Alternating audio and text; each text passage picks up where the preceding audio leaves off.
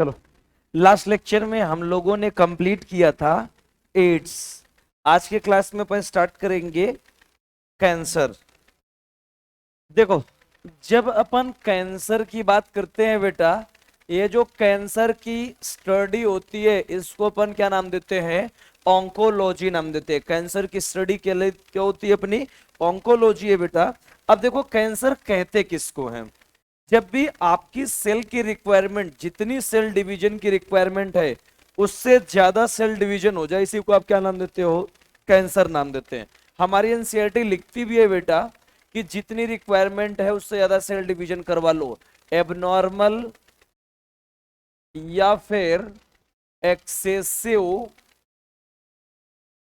Mitotic division of cell,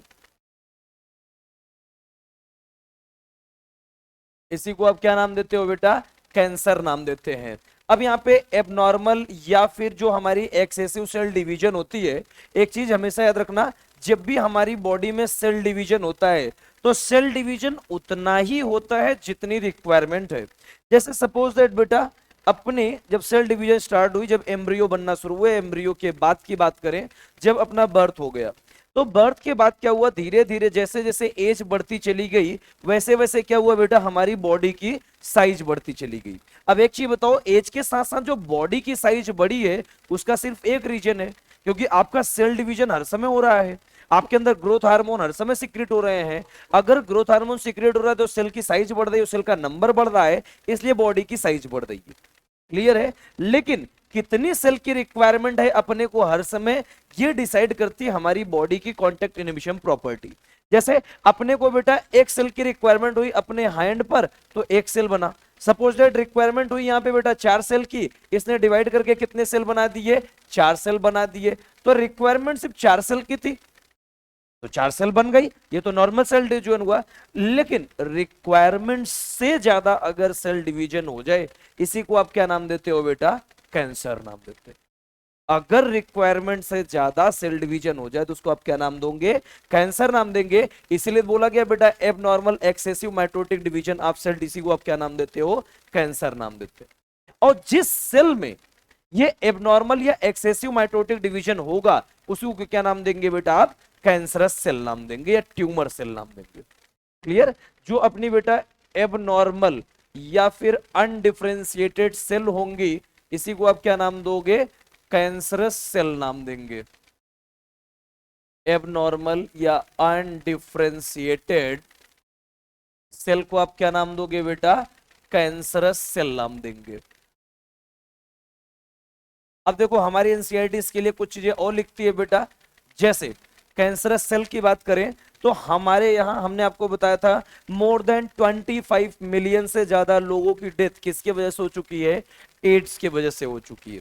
clear? तो जैसे ads बेटा एक मोस्ट ड्रेडेड डिजीज था, ठीक उसी तरह बेटा हमारी कैंसर भी क्या होती है? मोस्ट ड्रेडेड डिजीज होती है। मोस्ट ड्रेडेड डिजीज का मतलब इस कैंसर के वजह से भी लोगों की डेथ बहुत ज्यादा हो चुकी है। क्लियर? हमारी एनसीईआरटी लिखती भी है बेटा कि हमारे ग्लोब पर अगर एड्स के बाद सबसे ज्यादा डेथ किसी से हुई, किसके वजह से हुई है? वो कैंसर के वजह से हुई है। अब ये कैंसर होता क्या है, आ जाओ उसकी कहानी स्टार्ट करते हैं बेटा। देखो, हमारी बॉडी में जो नॉर्मल सेल होती हैं, इनके पास एक प्रॉपर्टी प्रेजेंट होती है जिसको अपन नाम देते हैं कॉन्टैक्ट इनहिबिशन प्रॉपर्टी नाम देते हैं। इनके पास क्या प्रेजेंट होती है बेटा? नॉर्मल सेल के पास प्रेजेंट होती है कॉन्टैक्ट इनहिबिशन प्रॉपर्टी। लेकिन जो हमारी कैंसरस सेल होती है बेटा, कैंसरस सेल के पास कॉन्टैक्ट इनहिबिशन प्रॉपर्टी क्या हो जाती है? एब्सेंट हो जाती है। इनके पास कॉन्टैक्ट इनहिबिशन प्रॉपर्टी अगर नहीं होगा तो याद रखना यहां पे सेल डिवीजन रोकना मुश्किल होगा। अब कैसे रुकेगी, कैसे ये वर्क करेंगे, अभी थोड़ी देर बाद अपने को पता चल जाएगा। जितनी भी हमारी कैंसरस सेल होती है बेटा, सबके पास कॉन्टैक्ट इनहिबिशन प्रॉपर्टी क्या होती है? एब्सेंट होती है। अब ये क्या होती है कॉन्टैक्ट इनहिबिशन प्रॉपर्टी? मैं आपको थोड़ा सा हिंट दे देता हूं, अभी जब मैकेनिज्म पढ़ेंगे तो वहां पे आएगा। ये अपनी एक सेल है बेटा। क्लियर? यहां पे रिक्वायरमेंट है, अपनी बॉडी की रिक्वायरमेंट 2 सेल सिर्फ बननी चाहिए। कितनी रिक्वायरमेंट है? 2 सेल बननी चाहिए। तो अपनी 2 सेल बन गई, राइट। लेकिन ये कैसे डिसाइड हो गया कि सर 2 सेल बन चुकी है? भाई रिक्वायरमेंट 2 सेल की थी, ये हमारी बॉडी ने डिमांड किया कि यहां पे अपनी 2 सेल बननी चाहिए। कैसे डिसाइड होगा 2 सेल बन गई? क्या कोई काउंटिंग करने के लिए यहां बैठा हुआ है? नहीं। ये जो होती है बेटा सेल, आप जब डिवाइड हो जाती है तो डिवाइड होते समय, डिवाइड होने के बाद ये आपस में क्या होती है? कांटेक्ट करती हैं। और आपस में जब कांटेक्ट करती हैं तो यहीं पे जो प्रॉपर्टी प्रेजेंट होती है उसी को नाम देते हैं कांटेक्ट इनहिबिशन प्रॉपर्टी नाम देते हैं। तो जैसे एक दूसरे के कांटेक्ट में आएंगे पता चलेगा 2 सेल बन चुकी हैं, ये मैसेज जाएगा हमारे तुरंत के तुरंत बेटा सेल डिवीजन मैसेज के पास या हमारे ब्रेन के पास। बस यहीं से बेटा सेल डिवीजन रुक जाएगी। लेकिन एक चीज बताओ, ये कांटेक्ट इनहिबिशन प्रॉपर्टी सेल में ना हो तो क्या जब ये 2 सेल बन जाएंगी कोई यहां रहेगा जो आगे मैसेज भेज पाएगा? कोई नहीं रहेगा। ये कंटिन्यू बेटा इसे डिवाइड होती चली जाएंगी। और आप भी जानते हो जरूरत से ज्यादा सेल डिवीजन हो जाए इसी को आप क्या नाम देते हो? कैंसर नाम देते हो। क्लियर है? अगर जरूरत से ज्यादा सेल डिवीजन हुआ तो उसको आप क्या नाम दोगे? कैंसर नाम दोगे। और यही जरूरत से ज्यादा अगर सेल डिवीजन होता रहा तो इसी को आप क्या नाम दोगे बेटा? ट्यूमर नाम देंगे। क्लियर है? अगर इसी तरह से सेल डिवीजन होता चला गया तो इसको आप क्या नाम दोगे? ट्यूमर नाम देंगे। अब ये क्या होती है ट्यूमर? आ जाओ समझते हैं। ट्यूमर कहते किसको है? देखो मैंने पहले ही बताया, जिसको आपने कैंसर नाम दिया उसी को ट्यूमर भी नाम देते हैं। जरूरत से ज्यादा सेल डिवीजन हुआ तो आपने नाम दिया कैंसर, या जरूरत से ज्यादा सेल डिवीजन हो जाए उसी को ट्यूमर भी नाम देते हैं। क्लियर है? अब ये जो हमारी ट्यूमर होती है बेटा, ये ट्यूमर अपनी 2 टाइप की होती है। एक होती है अपनी बिनाइन ट्यूमर और एक होती है अपनी मैलिग्नेंट ट्यूमर। अब ये क्या होती है बिनाइन ट्यूमर और क्या होती है मैलिग्नेंट ट्यूमर? आ जाओ इसके बारे में समझते हैं बेटा। एक हमने बताया बिनाइन ट्यूमर और दूसरी होती है अपनी मैलिग्नेंट ट्यूमर। अब ध्यान से देखो, जरूरत से ज्यादा सेल डिवीजन दोनों के केस में होगा। दोनों के केस में क्या होगा? सेल डिवीजन ज्यादा हो जाएगा। तो आप क्या नाम दोगे बेटा? ट्यूमर नाम देंगे। एक चीज पहले अपने दिमाग में बिठाना कि हर एक ट्यूमर कैंसरस नहीं होता। All tumours are not cancerous. Clear है? अब यहां पे जब अपन बात करते हैं बेटा बिनाइन ट्यूमर की, तो बिनाइन ट्यूमर क्या होता है?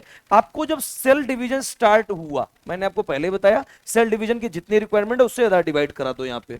और यहां जब सेल डिवाइड होना शुरू हुआ तो प्रॉपर सेल डिवीजन भले ज्यादा हुआ है लेकिन यहां पे सेल डिवीजन एक वेल डिफाइंड मैनर में होता है। अपने को पता चलता है कि यहां पे सेल डिवीजन चल रहा है। अब एक चीज बताओ, यहां जितने सेल बने हुए हैं आप इस सेल को देख के तो बता सकते हो ना कि सर इस लेंथ में अपने 4 सेल है, इसमें अपने 3 सेल है, यहां पे 2 सेल है। नजर आ रहा है? तो एक चीज बताओ, यहां पे जो टिश्यू का ऑर्गेनाइजेशन प्रेजेंट है वो आपको प्रॉपर नजर आ रहा है कि नहीं नजर आ रहा है? 100% नजर आ रहा है। तो बोलते हैं जो बिनाइन ट्यूमर होती है यहां पे टिश्यू की जो ऑर्गेनाइजेशन होती है वो क्या होती है बेटा? वेल डिफाइंड होती है। टिश्यू ऑर्गेनाइजेशन क्या होगी बेटा? यहां पे वेल डिफाइंड होगी। अब एक चीज बताओ, जो अपने को वेल डिफाइंड नजर आ रही है, आप ये भी तो कह सकते हो कि सर यहां पे जो अपना सेल डिवीजन हुआ है बहुत धीरे धीरे हुआ है, बहुत आराम आराम से हुआ, जिसकी वजह से अपने को सारे सेल नजर आ रहे हैं। क्लियर? तो यहां पे जब सेल का डिवीजन हुआ बेटा ये बहुत ही स्लो प्रोसेस से हुआ है। कैसा हुआ है? ये स्लो प्रोसेस से हुआ है। लेकिन यहां पे जो सेल डिवीजन होगा इसकी एक लिमिट होगी जरूरत से ज्यादा सेल डिवीजन होने की, क्योंकि बेटा जब सेल डिवीजन होता चला जाएगा तो इसकी एक बाउंड्री फिक्स होगी जिसको अपन नाम देते हैं ट्यूमर बाउंड्री। तो क्या नाम देते हैं बेटा? ट्यूमर बाउंड्री नाम देते हैं। एक चीज बताओ, क्या इस ट्यूमर बाउंड्री को क्रॉस करके सेल आगे बढ़ सकते हैं? कभी नहीं बढ़ सकते हैं। तो इसके अंदर बेटा ट्यूमर बाउंड्री क्या होगी? प्रेजेंट होगी। इसके अंदर क्या होगी? ट्यूमर बाउंड्री प्रेजेंट होगी। अब एक चीज बताओ, अगर यहां पे ट्यूमर बाउंड्री प्रेजेंट है तो ये जिस जगह पे ज्यादा सेल डिवीजन होगा वहीं रुक जाएगा। क्या उसके आगे आ सकती है? क्या कभी नहीं आ सकती है, क्योंकि ये पूरी की पूरी सेल डिवीजन एक वेल डिफाइंड मैनर में होती है। जैसे आपने कभी एक चीज नोटिस किया हो बेटा, आप कभी कभी देखेंगे किसी के हैंड में ऐसे छोटा सा आपको एक स्पॉट मिलेगा उभरा हुआ, यहां पे या फेस पे कहीं पर भी आपको नजर आ सकता है ना? ये आपको जो बेटा स्पॉट नजर आते हैं हल्के से, यहां से उभार नजर आता है, उसी को तो आप ट्यूमर नाम देते हो। जितनी सेल डिवीजन की रिक्वायरमेंट थी उससे ज्यादा हो गया, जिसके वजह से यहाँ पे सेल का नंबर ज्यादा, तो आपको एक स्पॉट नजर आया यहाँ पे। क्लियर है? इस ट्यूमर को अपन क्या नाम देते हैं? बिनाइन ट्यूमर नाम देते हैं। और याद रखना, बिनाइन ट्यूमर जो होती है बेटा, ये नॉन फेटल होती है, यानी अपने लिए खतरनाक नहीं होती है, और इसी को नाम देते हैं, ये नॉन कैंसरस होती है बेटा। मैंने आपको पहले बताया, all tumour are not cancerous. Clear है? अगर आपको बिनाइन ट्यूमर हो भी गया, जरूरत से ज्यादा सेल डिवीजन हो भी गई, इससे अपने को कोई इफेक्ट पड़ने वाला नहीं है। लेकिन एक दूसरी बेटा अपनी होती है मलिग्नेंट ट्यूमर। यहां जब मलिग्नेंट ट्यूमर में सेल डिवीजन होता है, तो यहां की सेल डिवीजन को आप पहचान ही नहीं सकते। जैसे एक ध्यान से देखो, यहां पे जो सेल डिवीजन हुई, ये आपको नजर आ रही होगी सर, अपने को सेल वेल डिफाइंड मैनर में नजर आ रहा है। क्लियर है? तो इसको तो आपने नाम दिया था बिनाइन ट्यूमर। लेकिन एक चीज बताओ, इसी के ऊपर सेल पे सेल, सेल पे सेल, सेल पे सेल बनता चला जाए, तो क्या आप डिसाइड कर पाओगे यहां सेल डिवीजन कितनी हुई है?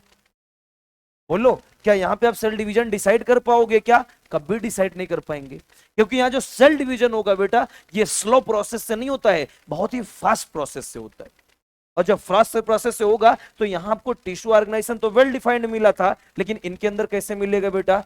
पुअरली डिफाइंड मिलेगा, या पुअरली डेवलप्ड मिलेगा। क्लियर है? यहां पे मैंने बताया था, यहां पे टिश्यू जो होगी या सेल का डिवीजन होगा, कैसा होगा? स्लो होगा। लेकिन यहां जो टिश्यू का डिवीजन होगा या सेल का डिवीजन होगा, कैसा होगा बेटा? फास्ट प्रोसेस होगा। क्लियर? नेक्स्ट पॉइंट लिखा गया, ट्यूमर बाउंड्री प्रेजेंट होगी। लेकिन इस जगह पे जो मैलिग्नेंट ट्यूमर होती है बेटा, इसके अंदर ट्यूमर बाउंड्री क्या होती है? एब्सेंट होती है। अब एक चीज बताओ, किसी के अंदर ट्यूमर बाउंड्री एब्सेंट है, तो क्या वहीं रहेगी कि यहां से निकल के कहीं भी जा सकती है? कहीं भी जा सकती है। याद रखना, अगर मैलिग्नेंट ट्यूमर हो गया, तो ये धीरे धीरे फैलता चला जाएगा आपकी बॉडी में। क्लियर? इसकी सबसे खतरनाक प्रॉपर्टी होती है बेटा, ये जहां पे बनता है सिर्फ वहीं पे नहीं रुकता बेटा, ये हमारे ब्लड वेसल से होते हुए हमारी बॉडी से निकलकर दूसरी जगह पे जाने लगता है। अब एक चीज बताओ, अभी बॉडी के एक ऑर्गन में हुआ था, ज्यादा सेल डिवीजन हो गया था, और वही बेटा हमारे ब्लड वेसल से निकलकर एक जगह से निकल के कहां जा रहे हैं ये सेल? दूसरी जगह जाने लगे। तो एक चीज बताओ, ये एक जगह से निकलकर अगर दूसरी जगह जाएगी, तो ये सेल वहां पहुंचकर भी तो कैंसर करवाएगी, 100% कैंसर करवाएगी। और इसी प्रॉपर्टी को अपन क्या नाम देते हैं बेटा? मेटास्टेसिस नाम देते हैं। इस प्रॉपर्टी को अपन क्या नाम देते हैं? मेटास्टेसिस। याद रखना, बॉडी के किसी एक ऑर्गन में मैलिग्नेंट ट्यूमर हो गया, तो बॉडी का कोई भी ऑर्गन मैलिग्नेंट ट्यूमर से अफेक्टेड हो सकता है। तो एक चीज बताओ, ये हमने बताया था नॉन फेटल है, आपके लिए घातक नहीं है, ये कैसी होगी आपके लिए? फेटल होगी। 100% आपके लिए घातक है बेटा, क्योंकि अगर एक जगह पे मैलिग्नेंट ट्यूमर हो गया, तो ये बॉडी में कहीं पर भी फैल सकता है। क्लियर? और ये कैसे हमने बताया था? नॉन कैंसरस होती है, इससे आपको कोई खतरा नहीं है बिनाइन ट्यूमर से। लेकिन जो अपनी मैलिग्नेंट ट्यूमर होती है, कैसी होती है बेटा? फेटल होने के साथ साथ कैसी होती है हमारी? ये कैंसरस होती है। यही है बेटा जिसको अपन क्या नाम देते हैं? कैंसर नाम देते हैं। मैंने पहले बताया, all tumours are not cancer. Benign tumour कोई आपकी कैंसर नहीं है बेटा, बस जरूरत से ज्यादा सेल डिवीजन हो गई है, इससे आपको कोई इफेक्ट पड़ने वाला नहीं है। लेकिन जरूरत से ज्यादा सेल डिवीजन होने के वजह से आपकी बॉडी पे उसका असर दिखने लगे, तो वो क्या है? हमारा मैलिग्नेंट ट्यूमर है। और मैलिग्नेंट ट्यूमर की जो सबसे फियर्ड प्रॉपर्टी होती है, जो सबसे घातक प्रॉपर्टी होती है बेटा, वो क्या होती है? मेटास्टेसिस का पाया जाना। यानी कि एक बार अगर आपके माउथ में कैंसर हो गया, आपने टाइमली ट्रीटमेंट नहीं करवाया, ये आगे कैंसर धीरे धीरे बेटा पूरे के पूरे माउथ को कैप्चर करती चली जाएगी। यही होती है मेटास्टैटिक प्रॉपर्टी। क्लियर?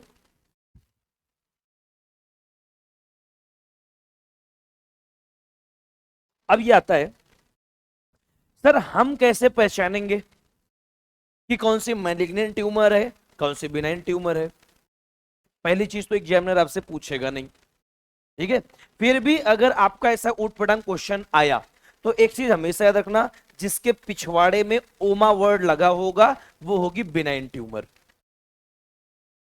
तुम्हारे पिछवाड़े में नहीं मैं बात कर रहा हूं। जिस कैंसर के पीछे लास्ट में ओमा वर्ड जुड़ा होगा वो क्या होगी अपनी बिनाइन ट्यूमर होगी। आ जाओ कौन कौन होती है बेटा, सबसे पहले अपन बात करते हैं बिनाइन ट्यूमर की। देखो बिनाइन ट्यूमर के एग्जाम्पल क्या क्या हो सकते हैं, जैसे एक आपके सामने यहां पे लिखा हुआ है ऑस्टियोमा। मैंने क्या बताया लास्ट में कौन सा वर्ड जुड़ा हो, ओमा वर्ड जुड़ा हो, है ना। ऑस्टियोमा, ऑस्टियो का मतलब बोन्स होता है, तो ऑस्टियोमा का मतलब किसका कैंसर हो जाएगा, ये बोन का कैंसर हो जाएगा, बस सिंपल, खत्म कहानी, को सोचना ही नहीं है। क्लियर। दूसरा एक और मजा आएगा। नेक्स्ट आता है मायोमा। मायोलॉजी स्टडी याद आ रहा है कुछ, किसकी स्टडी को मायोलॉजी नाम दिए थे, मसल्स, तो किसका कैंसर होगा ये, मसल का कैंसर। ये तो अब तुम भी बता सकते हो, क्या झिंगोली तू बता देगा अब कह रहा नहीं सर हमारी तरफ मत इशारा किया करो। अच्छा ये बताएगा, तो उसकी तरफ इशारे गंदे गंदे क्यों कर रहा है।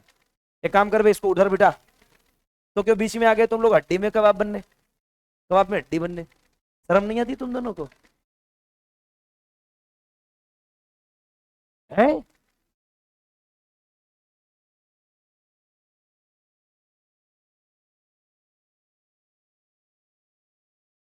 अरे भाई ये कैंसरस नहीं है। अच्छा ये कह रहा है सर कैंसर लिखा है आपने, अरे भैया मैंने क्या बताया, कैंसर का मतलब क्या पहले बताया ये बताओ, जरूरत से ज्यादा सेल डिवीजन हो जाए, बस खत्म कहानी। ठीक है। अब किसी किसी का आपने देखा होगा कैंसर, उसकी वो होती है राशि,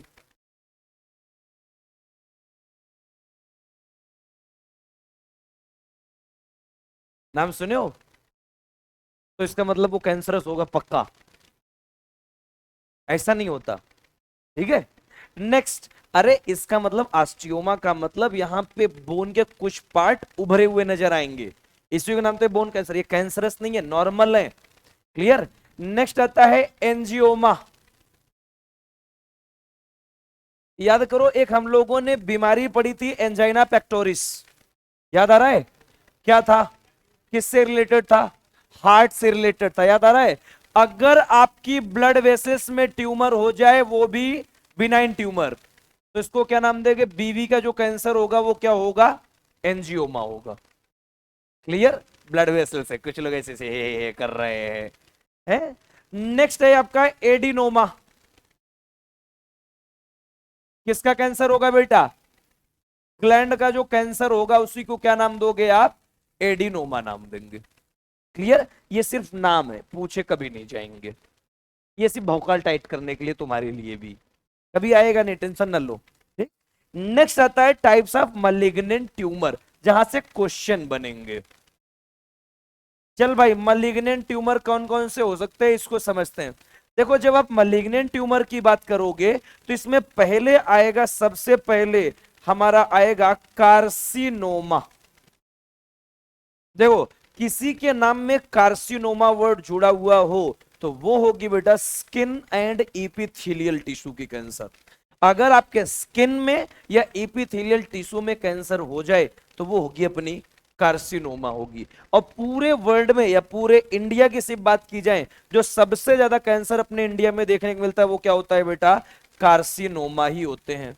ये होते हैं बेटा skin and epithelial tissue cancer. Right. सबसे ज्यादा कैंसर कौन से देखने को मिलते हैं अपने को, स्किन एंड इपिथेलियल टिश्यू के कैंसर। 85% कैंसर जो होता है वो कार्सिनोमा होता है। जैसे एक एग्जांपल ले लो बेटा, आपने सुट्टा पिया, तो एक चीज बताओ, लंग्स की इपिथेलियल टिश्यू डैमेज होगी, बोलो, तो वो क्या होगी हमारी लंग्स कार्सिनोमा। राइट। ऐसा ही बेटा एक होती है अपनी प्रोस्टेट कार्सिनोमा, प्रोस्टेट ग्लैंड की इपिथेलियल टिश्यू में कैंसर हो जाए तो प्रोस्टेट कार्सिनोमा होगा। ओरल कार्सिनोमा हो जाए तो ओरल कैविटी में जो अपनी कैंसर होगी इपिथेलियल टिश्यू में होगी ओरल कार्सिनोमा। ब्रेस्ट कार्सिनोमा बोल दिया जाए तो ब्रेस्ट की इपिथेलियल टिश्यू में जो कैंसर होगा वो ब्रेस्ट कार्सिनोमा होगा। जो सबसे ज्यादा पूरे वर्ल्ड में या पूरे इंडिया में जो सबसे ज्यादा कैंसर देखने को मिलता है वो कौन सा होता है? हमारा कार्सिनोमा ही होता है बेटा। क्लियर? नेक्स्ट आता है हमारा कार्सिनोमा के बाद दूसरा आता है सार्कोमा। सार्कोमा क्या होती है बेटा? जो अपनी मीजोडर्मल टिश्यू की कैंसर होती है उसी को क्या नाम देते हो आप? सार्कोमा नाम देते हैं बेटा। आपके सिलेबस में नहीं है, राइट? मीजोडर्मल टिश्यू की जो कैंसर होगी उसको क्या नाम देंगे? सार्कोमा। अब पूरे कैंसर का जो 1% अपना कैंसर देखने को मिलता है वो मीजोडर्मल टिश्यू का कैंसर होता है। मीजोडर्मल टिश्यू आप बता सकते हो कौन कौन हो सकती है? मैंने पढ़ा रखा है, बोल। तू क्या सुट्टा पी के बैठी हुई, तेरा दिमाग का नहीं काम कर रहा है? इसकी क्या पी के आई है? दारू? हाँ? मैं ह्यूमन हेल्थ एंड डिजीज पढ़ा रहा हूँ, ये इवोल्यूशन खोल के बैठी हुई है। क्या दिमाग सही से चलता रही है? बात क्यों नहीं कर रही है? डॉक्टर को बुलाते हैं? हो सकता है भाई पागल हो गई हो, क्या भरोसा। क्योंकि ये पागलों वाले लक्षण इसके अंदर आप दिख रहे हैं। कौन सा ब्रांड पी के आई हो आज? लगता है इसने ज्यादा चढ़ा लिया आज, है? हुआ तूने खरीद के दिया था? क्या हुआ? इधर जूता मारा? मम्मी पापा गाली दिए? है क्यों मरी मरी से बैठी है? बताओ, मैं ह्यूमन अंदर डिजीज पढ़ा रहा हूँ, ये खोल के बैठी इवोल्यूशन। और जो तुमने खोला था उसी में क्वेश्चन पूछे अभी एनसीईआरटी में जो पेज तुमने खोला था। पक्का? टाइटल कौन से क्लास से आए थे, कौन से ग्रुप से आए थे? और वही तुमने खोला था। डायग्राम तो तुमने वही खोल रखा था। बताओ टाइटल कहां से आए थे? लाइंस पढ़ रही थी? ये क्या बदतमीजी है? डायग्राम अच्छा ठीक है, वहीं पे बता दो फिर। अपना फर्स्ट इन्वर्टिब्रेट कब आए थे? वहीं लिखा था, हैं? इन्वर्टिब्रेट्स सही बता रही है? अच्छा, कॉन्फिडेंस तो तुम लोग को, अब सही बता रही है वो 500 मिलियन ये वर्टिब्रेट्स। देखो इसने एनसीईआरटी खोला था, पढ़ रही थी। तो ह्यूमन हेल्थ एंड डिजीज नहीं पढ़ना है?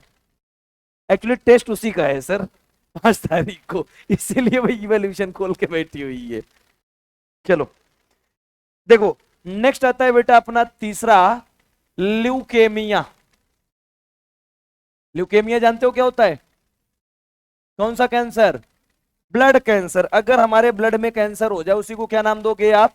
ल्यूकेमिया नाम देंगे। इतने टाइप के अपने कैंसर हो सकते हैं और 13 to 14% जो अपना कैंसर देखने को मिलता है वो क्या होती है बेटा? हमारी ल्यूकेमिया होती है। सबसे ज्यादा कौन सी कैंसर आपको देखने को मिलेगी बेटा? Skin and epithelial tissue cancer देखने को मिलेगी। उसके बाद आपका ब्लड कैंसर देखने को मिलेगा। सबसे कम जो कैंसर देखने को मिलती है वो क्या देखने को मिलती है? मीजोडर्मल टिश्यू की कैंसर देखने को मिलती है। क्लियर है? बस इतने ही टाइप के आपको कैंसर याद करने हैं। अब ये कैंसर होता कैसे है, आ जाओ इसका मैकेनिज्म समझते हैं। अपनी बॉडी किससे मिलके बनी हुई है बेटा? है सेल से। ये हमने लिया बेटा एक नॉर्मल सेल। नॉर्मल सेल का मतलब समझते हो ना?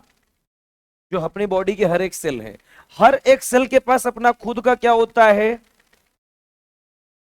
न्यूक्लियस होता है। न्यूक्लियस में क्या प्रेजेंट होते हैं बेटा? जीन्स प्रेजेंट होती हैं। यहां पे हमने लिखा हमारे न्यूक्लियस में 3 जीन प्रेजेंट हैं।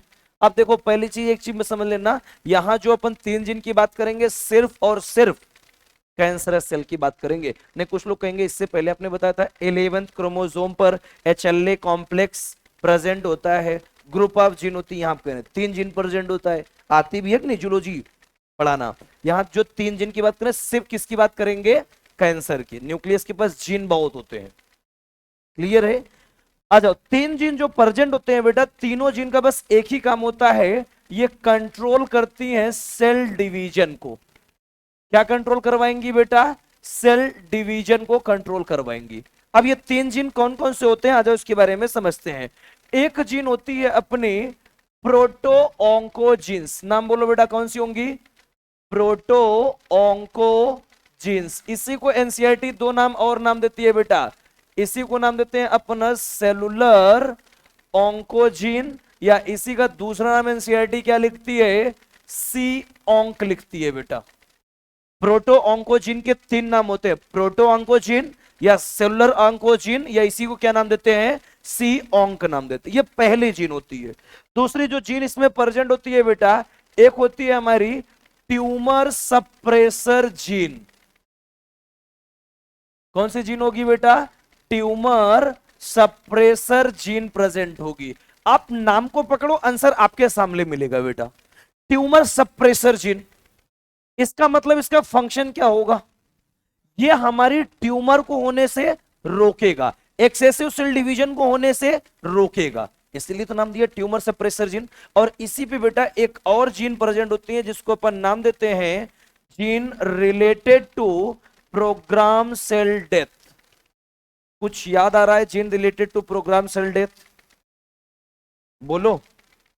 प्रोग्राम सेल डेथ याद भी है, याद करो बेटा, हम लोगों ने पढ़ा था साइटोकाइन बैरियर, याद आया, cellular barrier, physiological barrier, physical barrier. जो हम लोगों ने सेलुलर बैरियर पढ़ा था वो दो टाइप के थे, फैगोसिटिक और नॉन फैगोसिटिक।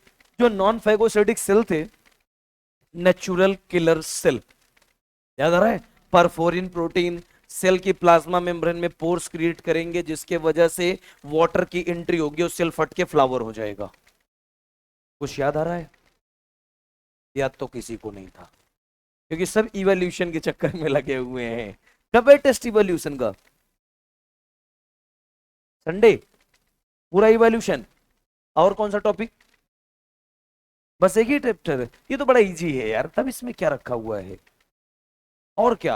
अरे एक इंसान का नाम मत भूलना कभी रे, नाले में कहा था रुकने के लिए, नाले में भीगी हुई शर्ट लेके आओ, चूहे पैदा होंगे 21 दिन में, याद आ रहा है, बहुत आसान था। फादर सोरेज कहते थे हमारा देश दुनिया ऐसी बनी थी जैसी आप देख रहे हो, सही बात है कि नहीं, अजीब अजीब लोग कहानी देते थे, याद रखना, बहुत इजी चैप्टर है, उसमें सीधा सीधा क्या पूछा जाएगा, कंपैरेटिव एनाटॉमी मॉर्फोलॉजी, एक एडाप्टिव रेडिएशन, उसके बाद एक डाइवर्जेंट, एक कन्वर्जेंट, उसके बाद ह्यूमन इवोल्यूशन, बस खत्म चैप्टर। और उस चैप्टर में कुछ है क्या, दूसरा है एविडेंसेस, है ना। एविडेंसेस में एक तो तुमसे पूछा जाएगा केमिकल इवोल्यूशन के एविडेंसेस, एक एआई ओपेरिन जेबीएस हेल्डन पूछा जाएगा, एक पूछा जाएगा अपना इलेक्ट्रिक डिस्चार्ज अपरेटस, और क्या है ले दे के चैप्टर में, नेचुरल सिलेक्शन, डार्विन फिंचेज। अरे डार्विन फिंचेज एक था हमारा मार्सुपियल, एक था प्लेसेंटल, क्या था सर ये, एक लैमार्किज्म, एक डार्विनिज्म। डार्विन कहता था जिसका यूज ज्यादा उसकी साइज ज्यादा, लैमार्क कहता था, है ना। डार्विन कहता था नहीं नहीं नहीं ऐसा कुछ नहीं है, जिसको नेचर ने सिलेक्ट किया वो बच गया। नेचुरल सिलेक्शन का एग्जांपल एक इंडस्ट्रियल मिलेनिज्म, सीधा सीधा एक इंडस्ट्री आने से पहले एक इंडस्ट्री आने के बाद, काले वालों का नंबर इंडस्ट्री के बाद, व्हाइट वालों का नंबर इंडस्ट्री से पहले, बस खत्म। एक इंसेक्ट रेजिस्टेंस, बस एक हार्डी विनबर, और हार्डी विनबर में क्या रखा हुआ है, P plus Q equal to 1, P square plus Q square plus 2p Q equal to 1, बस खत्म चैप्टर। ये तो 5 मिनट लगता है रिवीजन करने में, मैंने तो 5 मिनट में रिवीजन करा दिया पूरा। क्या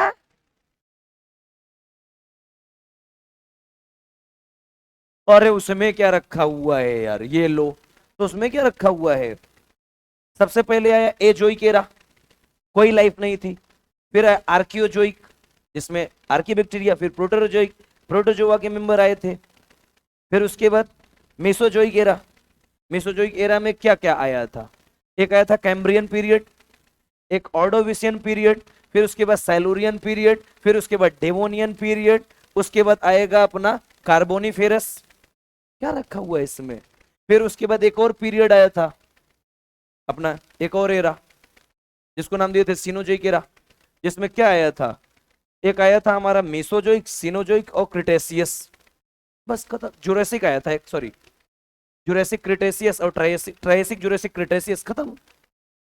इंसानों का आया, एक आई अपने प्लेस्टोसिन और एक आई होलोसिन, क्या इसमें रखा हुआ है, कह रही सर ये कैसे याद होगा, ये तो 1 मिनट में तुरंत याद होते हैं, जब पढ़े होते उस टाइम। एक्चुअली तुम सबसे बड़ी गलती क्या करते हो जानते हो? अब देखो ह्यूमन हेल्थ एंड डिजीज चल रहा है, लोग तैयारी इवोल्यूशन की कर रहे हैं। इसमें ये गलत तरीका होता है हमेशा। जिस टाइम पे जो पढ़ाया जाएगा उस टाइम पे तुम वो पढ़ लोगे, वो जल्दी याद हो जाएगा। अब ह्यूमन हेल्थ एंड डिजीज चल रहा है, तुम इवोल्यूशन तैयारी कर रहे हो, तुमको क्या लग रहा है वो इवोल्यूशन अब कितना समझ में आएगा? एक ही ऑप्शन, अब तुम रट्टा मार रहे होगे। अब क्लियर कट है। उस टाइम पे अगर पढ़े होते तो वो याद होता, लेकिन उस टाइम पे दूसरी तैयारी चल रही थी। यही तो होता है ना, इसी को तो बोलते हैं बेटा, अगर आप एक एक बार लैगिंग कर गए हैं तो अभी तुमको क्या लग रहा है ह्यूमन हेल्थ एंड डिजीज आगे रट्टा नहीं मारोगे क्या? गारंटीड मारोगे। अगले टेस्ट में ह्यूमन हेल्थ एंड डिजीज आएगा, तब उसको रट्टा मारोगे। तब तक बायोटेक निकल रहा होगा, और बायोटेक याद रखना, अगर उसको रट्टा मार भी लिए क्वेश्चन तो तब भी नहीं कर पाओगे उसमें। तब क्या करोगे? कितने रट्टा मारते रहोगे ऐसे? आ जाओ, टाइम पे जब पढ़ लोगे तभी कुछ हो पाएगा। ध्यान से देखो, मैंने बताया कि एक नॉर्मल सेल के पास 3 जीन प्रेजेंट है, जो क्या करेंगी बेटा, ट्यूमर को रोकने का काम करेंगी या सेल डिवीजन को कंट्रोल करेंगी। एक प्रोटो ऑन्कोजीन जिसको सेलुलर ऑन्कोजीन या सी ऑन्क का नाम देते हैं। नेक्स्ट आती है ट्यूमर सप्रेसर जीन, और एक होती है हमारी gene related to programme cell death. ये तीनों की तीनों जो जीन होती है, इनका तीनों का काम होता है बेटा एक्सेसिव सेल डिवीजन को रोकना। लेकिन एक चीज बताओ, अगर इसी सेल में गलती से म्यूटेशन हो जाए बेटा, ये लो, गलती से क्या हो जाए बेटा, म्यूटेशन हो जाए, और म्यूटेशन होने की वजह से जो अपनी प्रोटो ऑन्कोजीन थी बेटा, ये प्रोटो ऑन्कोजीन कन्वर्ट हो जाती है हमारी ऑन्कोजीन में। किसमें कन्वर्ट हो जाती हैं? ऑन्कोजीन में कन्वर्ट हो जाती हैं। और एक चीज याद रखना, जैसे ही प्रोटो ऑन्कोजीन अपनी ऑन्कोजीन में कन्वर्ट होगी, अब यहीं से ये पूरा का पूरा वर्क करना बंद कर देंगी। अब यहां पे जो अपनी नॉर्मल सेल थी, ये कैसी हो जाएंगी बेटा हमारी? अब कैंसरस सेल हो जाएंगी। कैसी हो जाएगी बेटा? कैंसरस सेल हो जाएंगी। ध्यान से देखो, प्रोटो ऑन्कोजीन किस में कन्वर्ट हो रहा है? ऑन्कोजीन में कन्वर्ट हो जा रहा है। इसी को अपन नाम देते हैं नियोप्लास्टिक ट्रांसफॉर्मेशन। तो क्या नाम देते हैं बेटा? नियोप्लास्टिक ट्रांसफॉर्मेशन नाम देते हैं, या इसी को आप नाम देते हो ऑन्कोजेनिक ट्रांसफॉर्मेशन नाम देते हो। दो दो नाम में से आप कुछ भी नाम दे सकते हैं। अब यहां पे एक चीज बताओ, आपकी जो प्रोटो ऑन्कोजीन थी जिसने सेल डिवीजन को रोकना शुरू किया था, उसी में म्यूटेशन हो गया। अब जब उसमें म्यूटेशन हो गया तो क्या आप सेल डिवीजन को रोक पाओगे कि नहीं रोक पाओगे? नहीं रोक पाएंगे बेटा। प्रोटो ऑन्कोजीन में म्यूटेशन हुआ, किसमें कन्वर्ट हुई? ऑन्कोजीन में कन्वर्ट हुई। ये वही प्रोटो ऑन्कोजीन है बेटा जो सेल डिवीजन को रोकने का काम करती है। अब कैसे वर्क करती हैं, आ जाओ इसके बारे में समझते हैं। यहां तक किसी को डाउट हो तो बोलो, डाउट?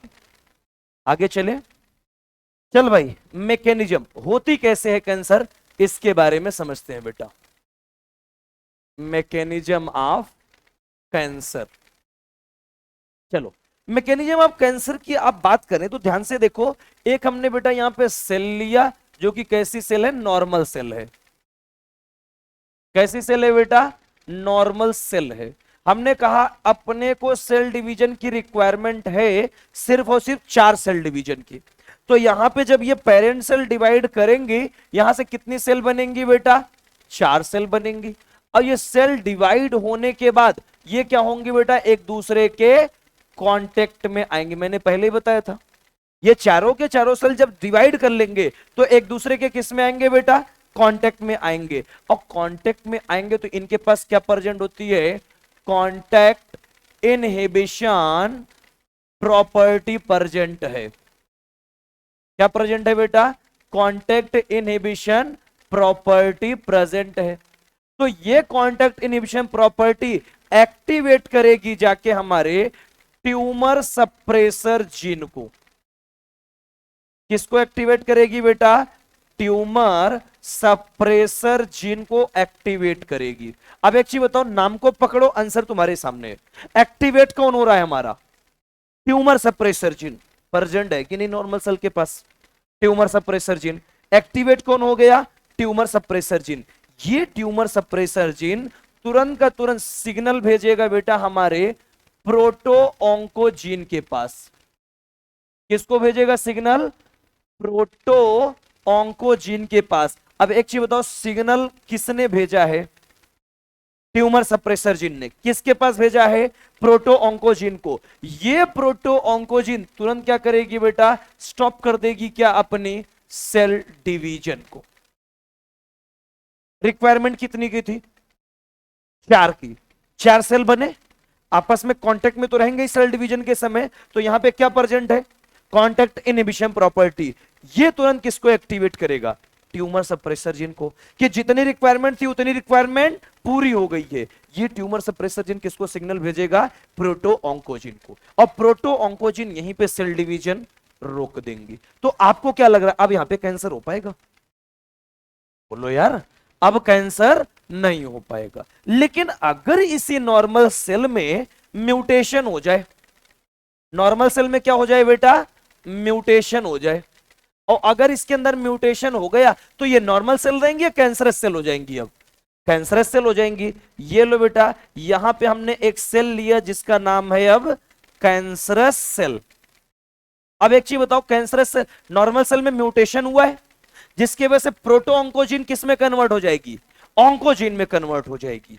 ये लो बेटा, यहां पे प्रोटो ऑन्कोजीन ना होके क्या प्रेजेंट है? ऑन्कोजीन प्रेजेंट है।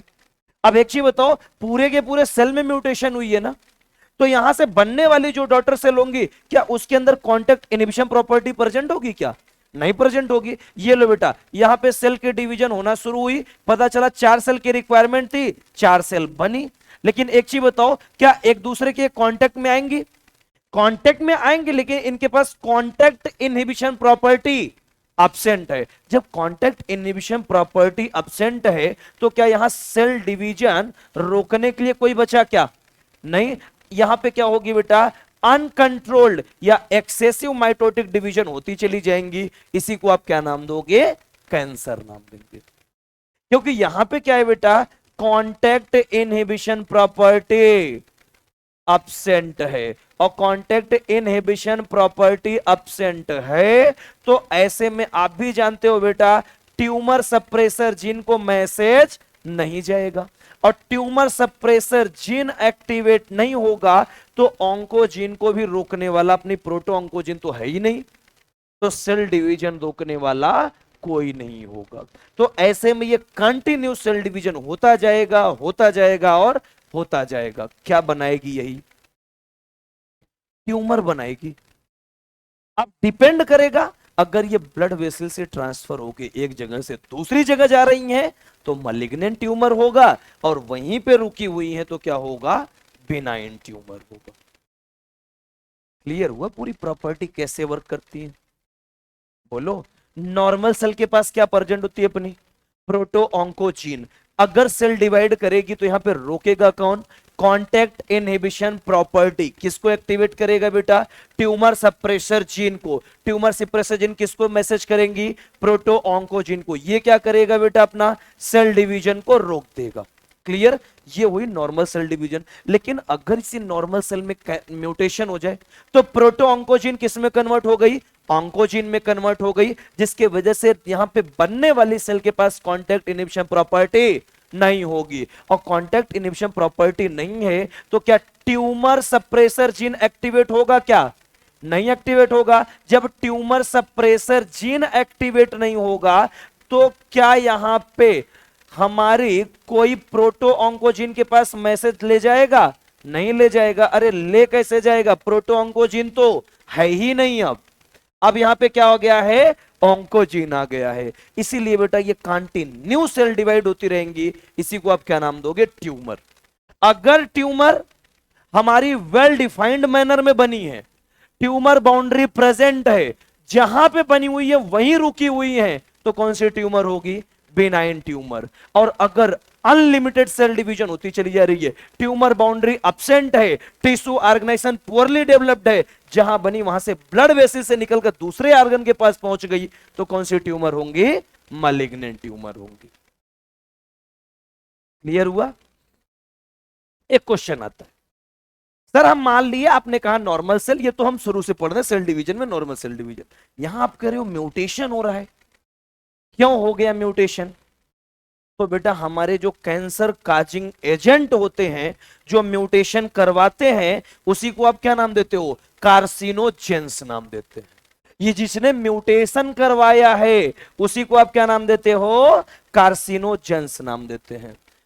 ये लो, कैंसर कॉजिंग एजेंट जो होते हैं इसको आप क्या नाम देते हो बेटा? कार्सिनोजेंट नाम देते हैं। कैंसर कॉजिंग एजेंट क्या नाम दोगे इनको? कार्सिनोजेंस नाम देंगे। देखो हमारी एनसीईआरटी ने खूब बड़ी बड़ी कहानियां लिख रखी हैं। क्वेश्चन टू द पॉइंट आपसे पूछा जाएगा। जितने पॉइंट आपके लिखे जा रहे हैं डायरेक्ट ये क्वेश्चन ही बनेंगे बेटा। क्लियर? आ जाओ। हमने बताया ये जो म्यूटेशन हुआ, तो म्यूटेशन करवाने वाले कौन है बेटा? कैंसर काजिंग एजेंट, जिसको आप क्या नाम देते हो? कार्सिनोजेन नाम देते हैं। अब ये जो कार्सिनोजेन होते हैं बेटा, ये कार्सिनोजेन कई सारे हो सकते हैं। जैसे एक कार्सिनोजेन तो हमारा रेडिएशन हो सकता है, राइट? एक हमारा बेटा, एक हमारा यही कार्सिनोजन रेडिएशन के अलावा केमिकल भी हो सकता है, और यही केमिकल के साथ साथ फिजिकल भी हो सकता है कार्सिनोजन, या हो सकता है कोई बायोलॉजिकल कार्सिनोजन हो, राइट? ये सारे के सारे क्या है बेटा? कैंसर काजिंग एजेंट, जिसको आप क्या नाम देते हो? कार्सिनोजेंस नाम देते हैं। क्लियर है? कौन कौन से बेटा? रेडिएशन भी हो सकते हैं, केमिकल भी हो सकते हैं, फिजिकल और बायोलॉजिकल एजेंट भी हो सकते हैं। अब ये कैसे काम करेंगे एजेंट अपना, आ जाओ इस कहानी को समझते हैं बेटा। यहां तक किसी को डाउट? बोलो यार, कुछ तो हाँ नहीं को लग रही।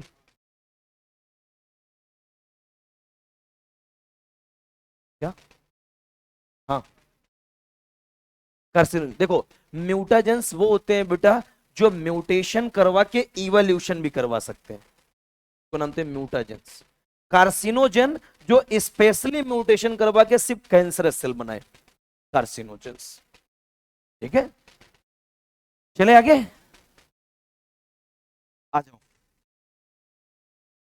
सबसे पहला अपना कार्सिनोजेंस आता है बेटा रेडिएशन।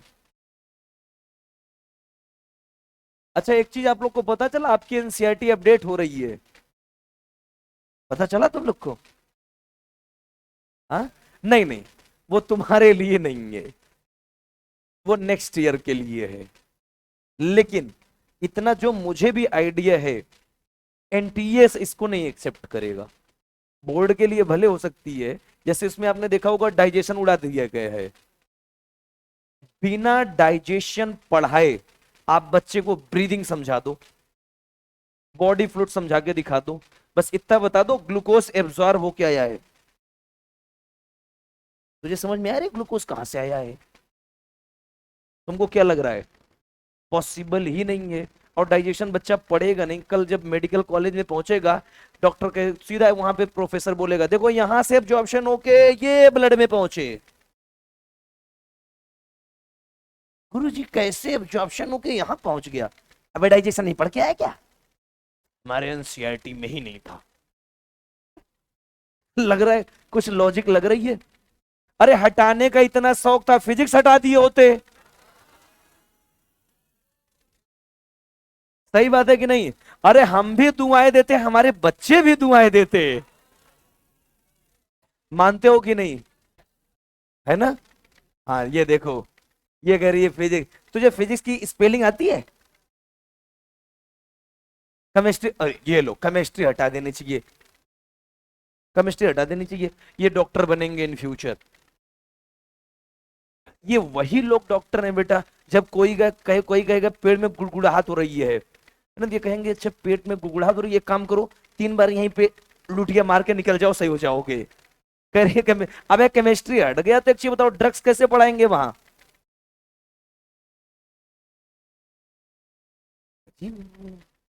तूने सच में पी रखी है? कह रही केमिस्ट्री। एक तो यार तू मुंह से सुपारी निकाल के बोला कर, ये मैं पिछले अक्टूबर से इसको देख रहा हूं, तू क्या बोलता है? रुक जाओ यार, वो बेचारा इतना स्लो बोलता है, एक्चुअली ये बोलता भी है 0.5x पे। हाँ बोलो। हम्म।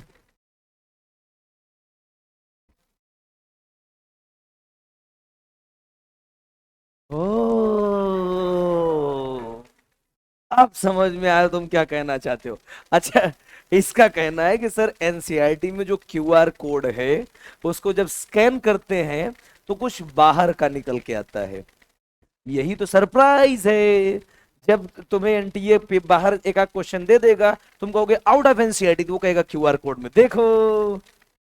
यही तो सरप्राइज है। और क्यों इतना माथापच्ची अपन करते हैं।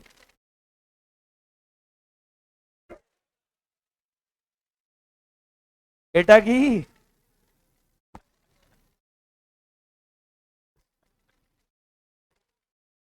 यही तो बेटा सरप्राइज है एनसीईआरटी की। कभी आप देखना, एनसीईआरटी कहती कुछ है ना, हम समझते कुछ और है और होता कुछ और है। बस यही तो एनसीईआरटी है बेटा। उसी एनसीईआरटी को समझाने का तो हम पैसा लेते हैं। यही तो टैलेंट है। आ जाओ, टेंशन ना लो। पहले पहले चीज बता दूं, वो एनसीईआरटी जो अपडेट आ भी रही है वो 99% चांस है वो बोर्ड के लिए आएगा। और पहले बता दूं, तुम्हारे लिए तो नहीं है, इस साल के लिए तो नहीं है।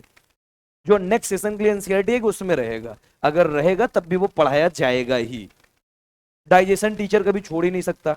नहीं चिल्लाते रह जाओ बच्चों को ब्रीदिंग में, अबे पहले ये बता ग्लूकोज कहाँ से आया ब्लड में, पहले ये तो बताया नहीं तूने, तो तुरंत शुरू कर दिया ब्रीदिंग। वो हट जाए बड़ी अच्छी बात है, कम से कम एक चैप्टर का लोड कम होगा। स्ट्रेटजीज वो भी नहीं हटनी चाहिए। अगर वो हट गई तो कैसे जानोगे हिल्सा पॉम्फ्रेट सार्डिन खाई जाती हैं।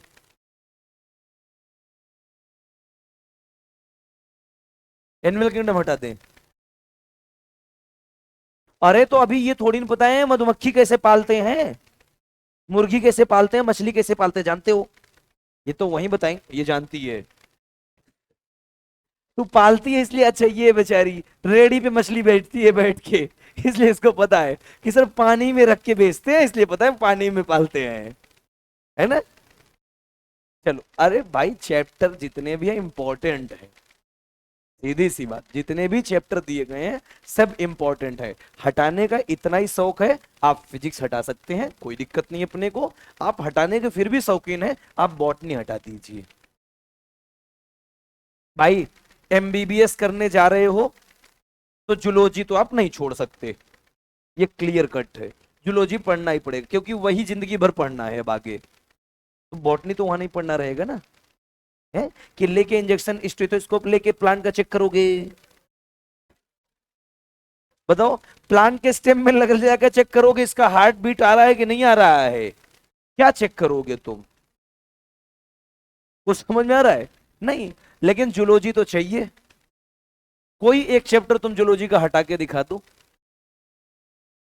सब एक दूसरे से इंटरकनेक्टेड है। हाँ एक हटा सकते हैं आप चाहे तो। ओए भाई मैं कंटाप मारूंगा, बदतमीज एनिमल किंगडम हटाने की बात कर रहा है। अगर तूने एनिमल किंगडम हटा दिया, इवोल्यूशन कैसे समझोगे।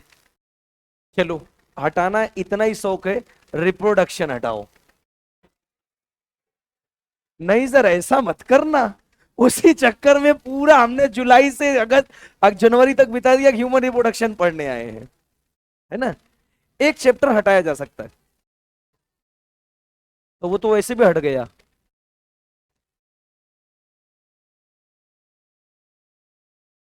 अरे टेंशन न लो, हटाना ही था, इवोल्यूशन हटा सकते थे ये लोग, हटा सकते थे अगर हटाने का इतने शौक था तो, क्योंकि उसका थोड़ा बहुत काम चल भी जाता। लेकिन तुम डाइजेशन हटा दिए, पता नहीं। आगे देखो, अभी एनसीईआरटी नई वाली आने दो, फिर देखा जाएगा क्या होता है। उसके लिए भी बड़ी बवाल होने वाली है। एनटीए हटाएगा नहीं। जैसे देखो, आपने देखा आपके एनसीईआरटी में अर्थवर्म है, फ्रॉग है, एनटीए लिखती है हमारे सिलेबस में नहीं है। क्लियर कट उसके सिलेबस में लिखा गया है सिर्फ और सिर्फ कॉकरोच की मार्फोलॉजी और एनाटॉमी, इतना ही लिखा गया है। ठीक है, कॉकरोच की एनाटॉमी और मार्फोलॉजी। लेकिन 2017 में फ्रॉग से 2 क्वेश्चन आए, 2021 से अर्थवर्म आया। है ना। तो अपन किसी बात पे भरोसा नहीं कर सकते। इसलिए ये अगर, क्योंकि आज हमसे कई बच्चे फोन कर पूछे सर एनसीईआरटी से हट गया तो नीट में आएगा कि नहीं आएगा। नीट में श्योर आएगा इस साल। नेक्स्ट ईयर क्या होगा वो कोई नहीं जानता अभी। ठीक है, इस साल के लिए बेफिक्र रहो कि आएगा ही आएगा वो। प्लांट में क्या हटा, mineral nutrition, environmental issues, transport in plant, secondary growth. अगर ये हट गया रे तुम समझोगे कैसे। मिनरल हटा दिया, ट्रांसपोर्ट हटा दिया। ट्रांसपोर्ट कम से कम कुछ तो एनाटॉमी समझा भी देती है, ये भी हट गया तो समझोगे अगर तुम। पता ही नहीं। अब धीरे धीरे आने वाले टाइम में जानते हो क्या होगा, जो हमें लग रहा है, पहले क्या मोटी बुक चलती थी जूलॉजी बॉटनी की, फिर एनसीईआरटी, अब एनसीईआरटी में चैप्टर कम कर रहे हैं, उसके बाद कुछ दिन के बाद कह देंगे 12th के मेरिट पे एमबीबीएस में सिलेक्शन होगा। कुछ दिन बाद कहेंगे अरे हटाओ यार, जिसको मन हो स्टीथोस्कोप टांगो, डॉक्टर कल से तुम ही हो। भाई जिस हिसाब से अपडेट होता जा रहा है एक दिन यही हो जाएगा। तुमको डॉक्टर बनना है, यस सर, ठीक है ले कल से स्टीथोस्कोप पहन, तू डॉक्टर है कल से, यही होगा। ऐसे कौन करता है यार हरकतें। तुम दिन पर दिन सिलेबस खत्म हो, अगर इस तरह से सिलेबस कम होते रहे तो हमारी नौकरी खतरे में आ जाएगी रे। है? हमारे बीवी बच्चे रोड पे आ जाएंगे। और क्या, कल तो हमारे बच्चा फोन कर कर रहा है पापा अगर इस तरह से चैप्टर हटते रहे तब तो आप तो मर जाओगे। हमने कहा कम वक्त मेरा छोड़ तू अपना देख। मैं तो मान लो इधर उधर भीख मांग के चला लूंगा, तू क्या करेगा। कहते तू भीख मांग सकता है तो मैं कौन सा बड़ा तुर्रम खान हूं, मैं भी मांग लूंगा। कॉमन सी बात है। पता नहीं ये क्या कर रहे हैं। चल भाई, रेडिएशन की बात करते हैं। कौन कौन से रेडिएशन है जो आपके अंदर कैंसर करवा सकते हैं। एक होती है बेटा हमारी आयोनाइजिंग रेडिएशन, और एक होती है नॉन आयोनाइजिंग रेडिएशन।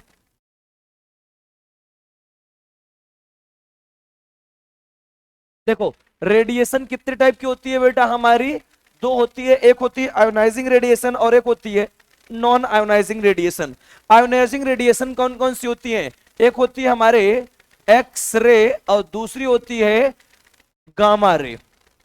ये दो ऐसी रे होती हैं बेटा जो हमारे बोन को क्रॉस भी कर सकती हैं और नहीं भी क्रॉस कर सकती हैं, डिपेंड करेगा किस वेवलेंथ पे आप इसको ले जा रहे हो। क्लियर, इसीलिए इसको नामते हैं आयोनाइजिंग रेडिएशन। और एक होती है बेटा हमारी नॉन आयोनाइजिंग रेडिएशन जिसको अपन नाम देते हैं अल्ट्रावायलेट रेज। ये क्या करती हैं, एक्सरे, गामा रे या फिर अल्ट्रावायलेट रे जैसे ही हमारी बॉडी पे पहुंचती है बेटा, ये तुरंत की तुरंत हमारी डीएनए को क्या करती है बेटा, डैमेज करवा देती है। अब एक चीज बताओ, आपकी डीएनए डैमेज हुई है, इसका मतलब आपकी जीन डैमेज हो रही है, बोलो। तो इसका मतलब प्रोटो ऑन्कोजीन ऑन्कोजून में कन्वर्ट करा रहा है। इसके वजह से क्या होगा बेटा, आपका नियोप्लास्टिक ट्रांसफॉर्मेशन, यानी क्या होगा, आपको कैंसर 100% होगा। क्लियर। आपने एक चीज सुना होगा बेटा कि जो यूवी रेज होती हैं अगर आपके स्किन पे डायरेक्ट आती रही तो आपको स्किन कैंसर हो सकता है। कैसे होगा, क्योंकि ये क्या करेंगे, आपके डीएनए को डैमेज कर देंगे। या फिर आपने सुना होगा एक्सरे जो होती है बेटा, अगर आज आपका हाथ टूट गया, बोन ब्रेक हो गई, तो आप गए एक्सरे करवाए, 6 महीने के बाद फिर यहीं से आपका बोन ब्रेक हुआ, डॉक्टर कहेगा अब यहां पे एक्सरे मत करवाओ, क्योंकि एक्सरे अगर एक ही जगह पे बार बार होती रही तो वो आपके अंदर कैंसर काज करवा सकती है। इसीलिए डॉक्टर हमेशा कैंसर को पहले, कैंसर होने से बचने के लिए कोशिश करता है एक्सरे से बचा जाए। क्लियर है। तो एक्सरे हो चाहे गामा रे हो चाहे यूवी रोज हो, ये सब क्या करेंगे बेटा, आपके डीएनए को डैमेज करवाएंगे जिसकी वजह से आपको कैंसर होगा। तो एक तो कैंसरस हो गई हमारी, कैंसरस एजेंट रेडिएशन हो गई। क्लियर। दूसरी कौन हो सकती है बेटा हमारी, केमिकल भी हो सकती हैं। अब आ जाओ, जब अपन केमिकल की बात करते हैं बेटा तो एक चीज बताओ, आपने नाम सुना होगा, एक होती है बेटा हमारी टोबैको, नाम सुने हो। ये जो टोबैको होती है बेटा, एक चीज बताओ टोबैको क्या है, एक टाइप का केमिकल ही तो है। इसके अंदर जो केमिकल कंपाउंड प्रेजेंट होती है वो क्या प्रेजेंट होती है बेटा, N nitroso dimethylamine present होता है। यही तो केमिकल प्रेजेंट होता है ना। और ये केमिकल क्या करवाएगा? देखो टोबैको लेने के दो तरीके होते हैं, है ना। या तो बेटा आप इसको सुट्टा मार के पी लीजिए, है ना, तो स्मोकिंग हो जाएगी। और या तो फिर आप इसको सुर्ती बना के खा लीजिए, है ना, च्युइंग करके खा लीजिए। दोनों तो आप जानते ही हो भाई। एक है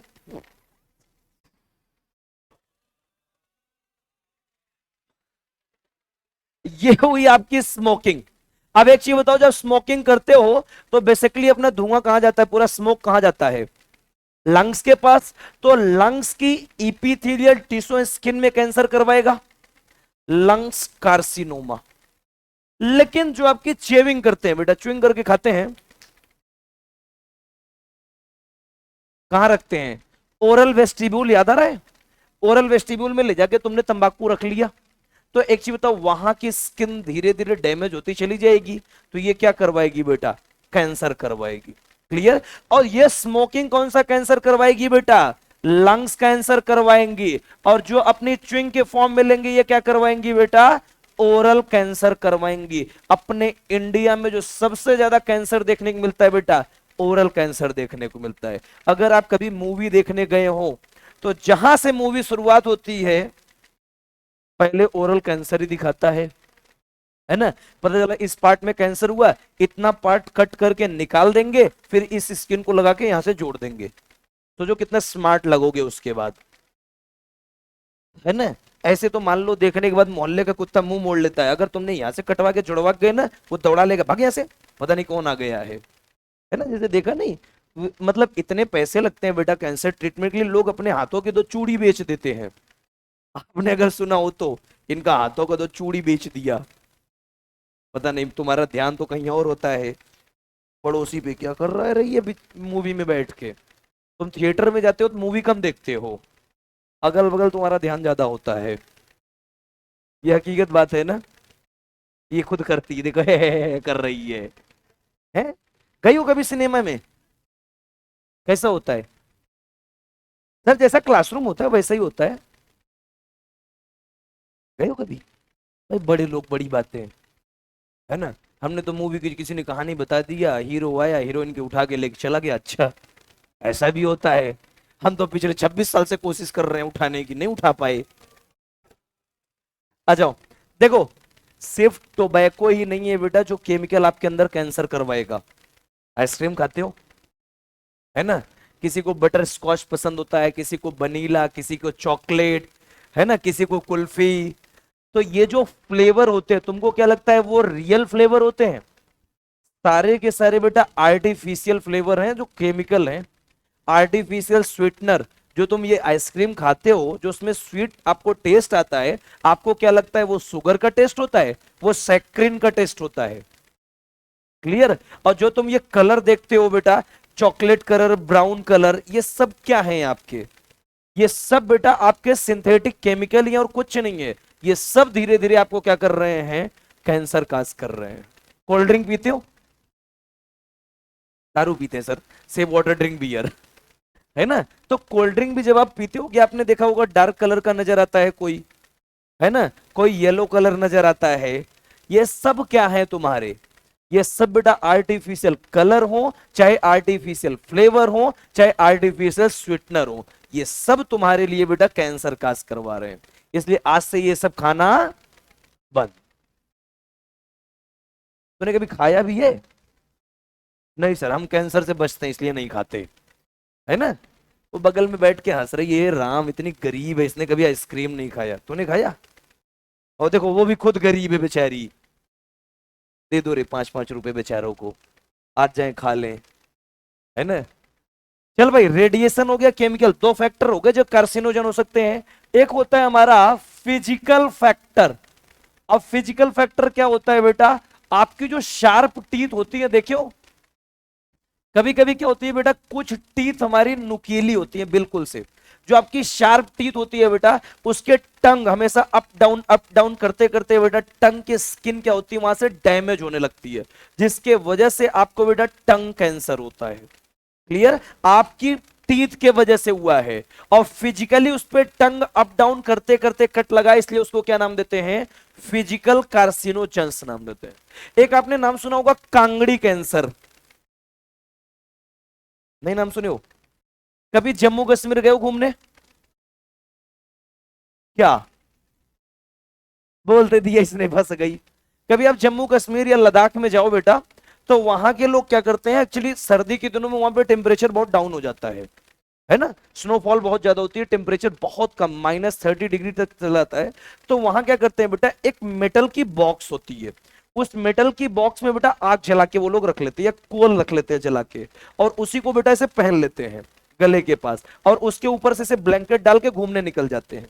वो क्या करता है बेटा, पूरी बॉडी को हीट प्रोवाइड करता है, क्योंकि उसके अंदर कोल रखा हुआ है जो जल रहा है, कोयला या फिर आग जल रही है हल्की हल्की। तो एक चीज बताओ, आप स्किन के पास हर समय से आग जला के रखोगे, क्या स्किन को डैमेज करेगा कि नहीं करेगा? इसी को नाम देते हैं बेटा कांगड़ी कैंसर। एक्चुअली जो मेटल का बॉक्स होता है ना जिसमें आग जलाते हैं, उसको नाम देते हैं कांगड़ी। क्लियर? इसीलिए उसको नाम देते हैं कांगड़ी कैंसर नाम देते हैं। हालांकि हमारे यहाँ है नहीं, एक बार मैंने यहीं किसी के बुकलेट में देखा था, तो इसलिए मैंने बता दिया। क्लियर? नेक्स्ट आता है बेटा, फिजिकल के बाद अपना आता है बायोलॉजिकल फैक्टर। अब देखो बायोलॉजिकल फैक्टर क्या होते हैं बेटा, कुछ हमारे ऐसे वायरस होते हैं जो हमारी बॉडी में क्या करते हैं, कैंसर काज करवाते हैं, और जो अपने वायरस होते हैं जो कैंसर काज करवाते हैं उनको अपन नाम देते हैं बेटा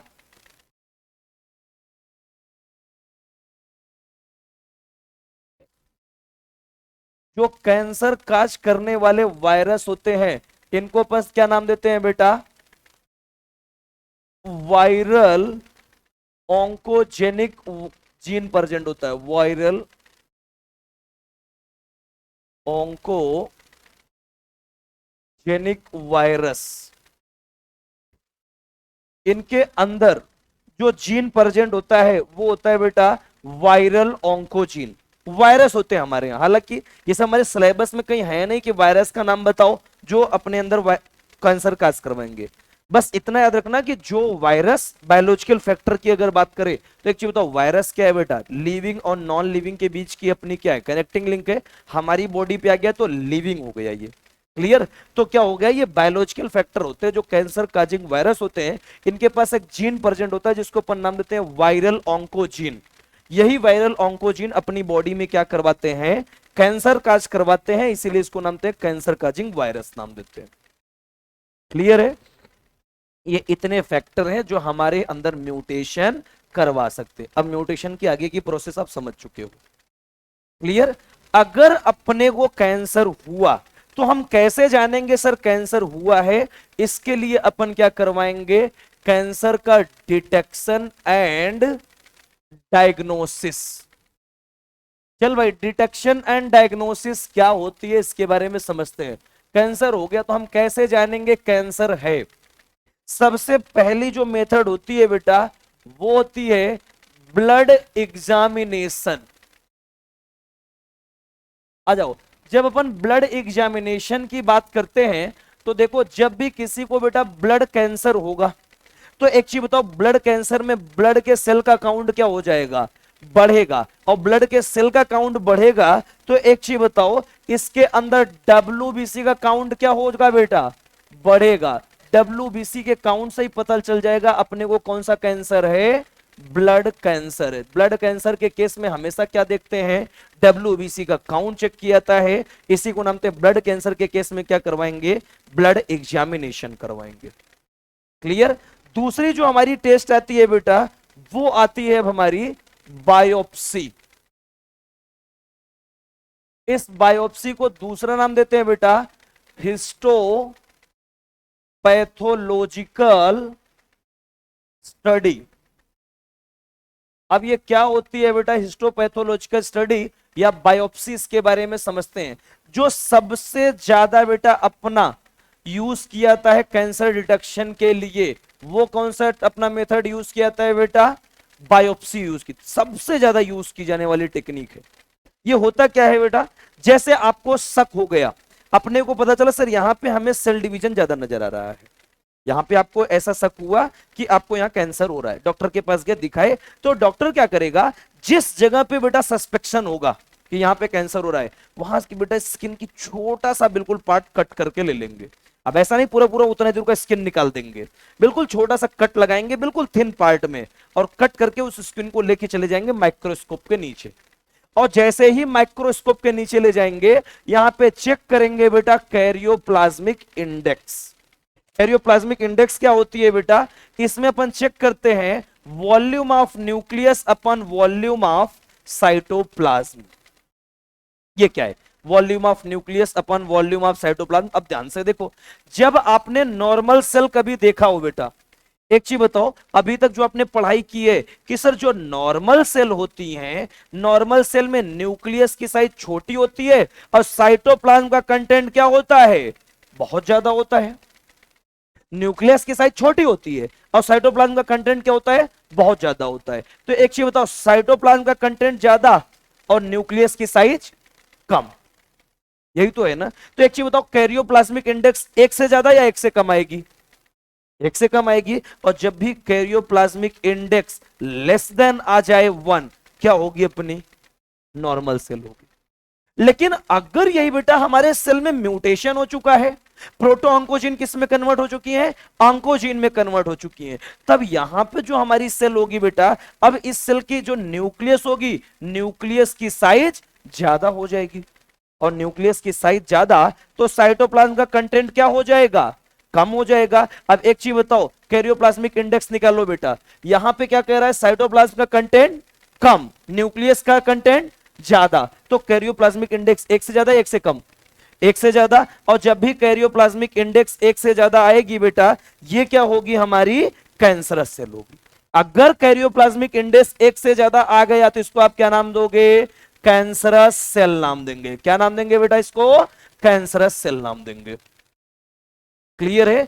बायोप्सी में हमने बताया क्या करेंगे, अपन सीधा सीधा कैरियोप्लाज्मिक इंडेक्स निकालेंगे। कैरियोप्लाज्मिक इंडेक्स होती क्या है बेटा, वॉल्यूम ऑफ न्यूक्लियस अपन volume of cytoplasm. Clear. Normal cell का कैरियोप्लाज्मिक इंडेक्स एक से कम आएगा तो वो नॉर्मल सेल हो गई, अगर कैरियोप्लाज्मिक इंडेक्स एक से ज्यादा आ गई तो वो कैंसरस सेल होगी। लेकिन हमने किया गया था, छोटा सा कट लगाए थे टिश्यू में और ले जाके हमने चेक किया। आपको क्या लगता है, ये बहुत ही क्या कॉस्टली होगा, जेन्युइन प्राइस होती है बेटा। इसीलिए जो सबसे ज्यादा यूज की जाती है कैंसर के डायग्नोसिस के लिए, वो बायोप्सी यूज की जाती है। क्लियर। अब बायोप्सी के बाद जो दूसरा मेथड आता है बेटा अपना डिटेक्शन का, अगली मेथड होती है अब हमारी FNAC। पूरा नाम होता है बेटा fine needle aspiration cytology. Fine needle aspiration cytology. अब ये क्या होती है बेटा, जो समझते हैं। देखो, एक पतली सी निडल लेते हैं बेटा, एक इंजेक्शन जिसमें पतली सी निडल होती है, जिस ऑर्गन तक अपन, जैसे कोई इंटरनल ऑर्गन में कैंसर है तो एक चीज बताओ, वहां से तो कट नहीं ले पाओगे भाई, स्किन पे बाहर की तरफ नजर आए, आप इसको कट करके अगर ऑर्गन के अंदर होगा तो वहां से कट नहीं ले सकते ना। तो क्या करेंगे बेटा, एक पतली सी निडल ले जाके उस ऑर्गन में इंट्रोड्यूस कराते हैं और वहां से फ्लूइड कलेक्ट कराते हैं। क्लियर। और उस फ्लूइड की स्टडी करके कैंसर डायग्नोस किया जाता है। इसी को नाम हैं fine needle aspiration cytology. Aspiration का मतलब होगा फ्लूइड चेक करना। क्लियर। और मेनली जो अपनी बेटा FNAC होती है, फाइन निडल एस्पिरेशन साइटोलॉजी, ये ब्रेस्ट कैंसर के केस में किया जाता है। ब्रेस्ट कैंसर जब भी होता है बेटा फीमेल में, तो कौन से मेथड अपन यूज करते हैं, fine needle aspiration cytology use करते हैं। क्लियर है। एक पतली सी निडल होगी अपनी, वहां से ले जाके बेटा फ्लूइड को कलेक्ट करके इसका एग्जामिनेशन करेंगे, इसी को नाम हैं FNAC। क्लियर। तीसरी आती है बेटा हमारी, चौथी जो मेथड आती है वो आती है अब रेडियोग्राफी। आ जाओ, रेडियोग्राफी क्या होती है बेटा, इसके बारे में समझते हैं। देखो, रेडियोग्राफी के बारे में एक आएगी हमारी एक्सरे और एक आएगी हमारी सीटी स्कैन। अब सिटी स्कैन का पूरा नाम क्या होता है, कोई बताएगा? इसको नाम देते हैं कंप्यूटेड टोमोग्राफी स्कैन। ये अपने एम्स का पूछा गया क्वेश्चन है बेटा, जाके आप पीवाईक्यू में चेक करना। What is the full form of CT scan? और पहला ऑप्शन क्या दिया गया था पता है? Computer tomography scan. 99% बच्चों ने यो लो, कंप्यूटर से चेक करते हैं, कंप्यूटर टोमोग्राफी स्कैन का नाम होता है कंप्यूटेड टोमोग्राफी स्कैन। क्लियर है? करते क्या है? एक्सरे तो आप जानते ही हो, उसके बारे में कुछ समझाने की जरूरत है नहीं। सीधा सीधा जिस पार्ट में आपको कैंसर होता है, और जैसे सपोज दैट आपके स्किन पे कैंसर है ना, क्या करेंगे बेटा, ऐसे एक्सरे पास करवाएंगे, बस पता चल जाएगा अगर कोई कैंसर होगा तो वहां पॉइंटेड नजर आएगी। लेकिन किसी इंटरनल ऑर्गन में कैंसर है जिसको अपने को 3D इमेज देनी है, तो अपन कैसे निकालेंगे? उसके लिए भी यूज होगी बेटा सीटी स्कैन। एक्सरे और सीटी स्कैन एक ही है दोनों, याद रखिएगा। बस एक्सरे 2D इमेज देगी और सीटी स्कैन 3D इमेज देगी, दोनों सेम पैटर्न पे चलेंगे। इसमें भी एक्सरे, ये तो जानी दो एक्सरे चलेगी, सीटी स्कैन में भी एक्सरे मशीन ही चलती है बेटा। होती क्या है, एक बड़ी सी ऐसे टनल मशीन होती है बेटा, है ना, यहां ले जाके आपको ऐसे बेड पे लिटा दिया जाएगा। क्लियर? अब बेड पे आप लेट जाओगे तो जैसे ही बेटा आप बेड पे लेटोगे तो आपकी बेड अंदर की तरफ जाएगी। तो यहां पे लगी होती है बेटा एक्सरे मशीन, एक्सरे लाइट। आप देखिएगा ये ऐसे घूमेगी, यहां क्या रुक गई, एक बार स्कैनिंग हुई, फिर आपकी बेड और आगे बढ़ेगी, फिर एक बार ये चलेगी, फिर बेड आगे बढ़ेगी, फिर एक बार चलेगी, मशीन की आवाज ऐसी आती है ना।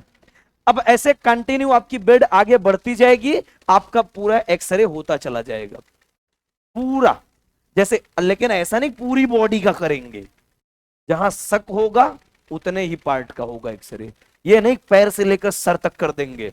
डॉक्टर्स हमेशा अवॉइड करते हैं एक्सरे से, आप बचिए, नहीं होगा कैंसर, हो जाएगा। क्लियर?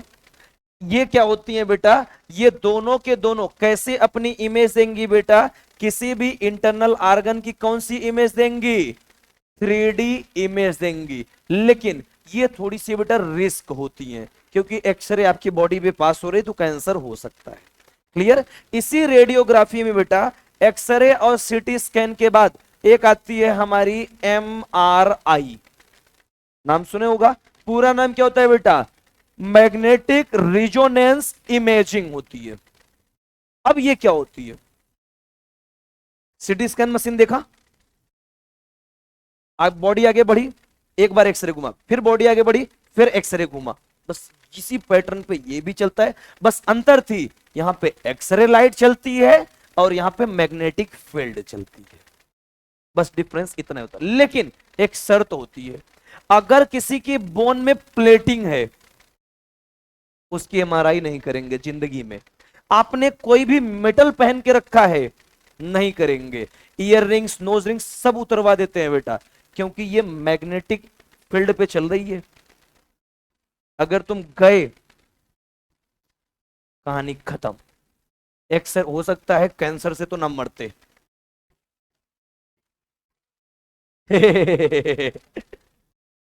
पता चला इंसान गया था ताजा ऊजा, वहां से निकला फर्स्ट क्लास तंदूर बन के, डॉक्टर भी कहेगा लाओ रे, थोड़ा सा इस पे चिली सॉस चाहिए और सॉल्ट चाहिए, बस इंसान अच्छा लगेगा फिर, है ना। MRI, अब देखो एक्सरे पे ये बेस्ड होती है, ये मैग्नेटिक फील्ड पे बेस्ड होती है, लेकिन ये सिर्फ और सिर्फ MRI वही की इंफॉर्मेशन देगी जहां हाइड्रोजन आयन मिलेंगे। हाइड्रोजन आयन प्रेजेंट तो MRI काम करेगी, नहीं होगा तो नहीं। तो सीधा सीधा पूरी बॉडी में वाटर तो प्रेजेंट है, तो जहां जहां वाटर प्रेजेंट है वहां की इंफॉर्मेशन MRI दे देगी, जहां वाटर नहीं वहां की इंफॉर्मेशन नहीं दे पाएगी। बोन्स वहां पे नहीं है तो वहां की इंफॉर्मेशन ये नहीं देती है। आपके टीथ टीथ में भी तो ब्लड नहीं, वाटर नहीं है, वहां की इंफॉर्मेशन नहीं दे पाएगी ये। क्लियर है? दोनों सेम पैटर्न पे चलेंगे, बस यहाँ मैग्नेटिक फील्ड चलेगी और यहां चलेगी अपनी एक्सरे। एक आज के जमाने में चली हुई है पेट स्कैन। पीईटी, आपने नाम सुना होगा, पॉजिट्रॉन इमिशन टोमोग्राम। सेम अपना बेटा एमआरआई के पैटर्न पे वो भी चलती है, पीईटी। ये लो, पेट स्कैन एक चली हुई है इस समय, है ना, ये चल रही है इस समय अभी भी। पेट स्कैन क्या होता है? Positron emission tomogram. यहां बेटा मैग्नेटिक फील्ड चलाई गई थी, यहां पॉजिट्रॉन रेडिएशन डाली जाएंगी, बस दोनों एक जैसी। लेकिन जो अपनी बेटा कैंसर डिटेक्शन की जो सबसे सेफेस्ट मेथड है वो क्या है बेटा? हमारी एमआरआई है। क्लियर? इसके अलावा, रेडिएशन के अलावा अब नेक्स्ट आ गई है बेटा इस समय जो चल रही सबसे ज्यादा, वो है मोनोक्लोनल एंटीबॉडी। ये मोनोक्लोनल एंटीबॉडी क्या होती है बेटा? प्रेजेंट में जो मॉडर्न टेक्नोलॉजी चल रही है वो चल रही है बेटा मोनोक्लोनल एंटीबॉडी। ये हमारी मॉडर्न टेक्नोलॉजी है ना। ये क्या होती है? नाम को पकड़ो, मोनोक्लोनल एंटीबॉडी। ये क्या होती है? अपनी एंटीजन स्पेसिफिक होती है। अगर आपकी बॉडी में एक भी एंटीजन मिल गया कैंसर का, खटक से एंटीबॉडी बता देगी कि आपकी बॉडी में कैंसर है। सबसे जो बेस्ट मेथड अभी तक की आई है वो आई है बेटा मोनोक्लोनल एंटीबॉडी, लेकिन ये बहुत ही कॉस्टली है। अभी आपके इंडिया में पूरी तरह से देखने को नहीं मिली है हर हॉस्पिटल में। जैसे याद करो, एक हम लोगों ने पढ़ा था कैंसर, वो एड्स एक एलिजा और एक वेस्टर्न ब्लॉटिंग।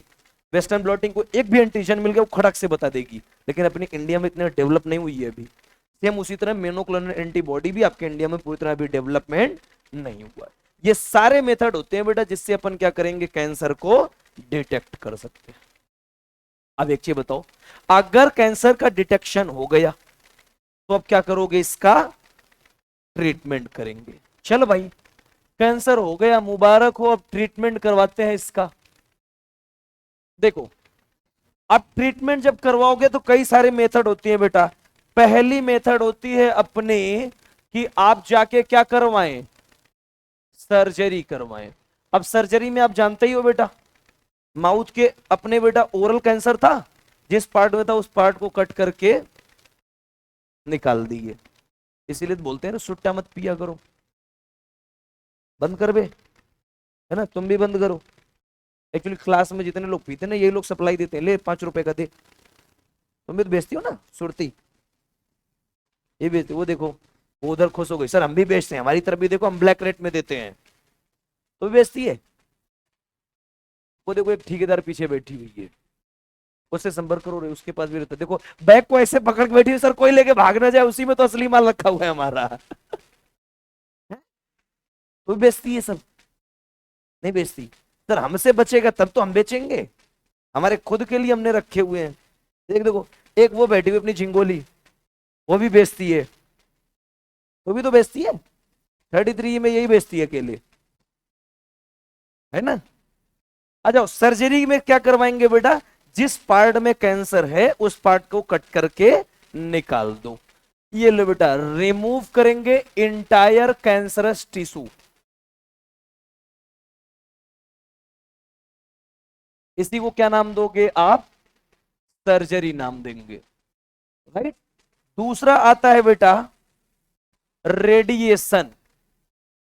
अब रेडिएशन के बारे में तो आप बड़े अच्छे से जानते हो बेटा, आपने सुना होगा लेजर मेथड से ऑपरेशन। नाम सुनो, लेजर मेथड से। जो लेजर मेथड से ऑपरेशन होता है, क्या करते हैं बेटा? जैसे आपको स्टोन है, kidney stone, gall bladder stone या फिर स्टमक स्टोन, तो क्या करते हैं बेटा? स्टोन पे सीधा लेजर लाइट पास की जाती है। तो वो लेजर लाइट क्या कर देती है? उस स्टोन को बिल्कुल छोटे छोटे पार्ट में ब्रेक कर देती है। तो वो क्या करते हैं? एक्सक्रीटरी वेस्ट के साथ साथ वो बाहर आ जाते हैं।